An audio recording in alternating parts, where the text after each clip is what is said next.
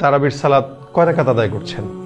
৮ রাকাত না ২০ রাকাত না ১০ রাকাত না ১২ রাকাত? আমরা সবাই তারাবির নামাজ অবশ্যই ২০ রাকাত আদায় করব। এবং অনেকের হয়তো ২০ রাকাত পড়তে কষ্ট হয়, যে অনেক দীর্ঘ সময় দাঁড়িয়ে থাকতে হয়, যার কারণে যে মসজিদে যত বেশি দ্রুত পড়া হয় আমরা ওই মসজিদে ছুটি না।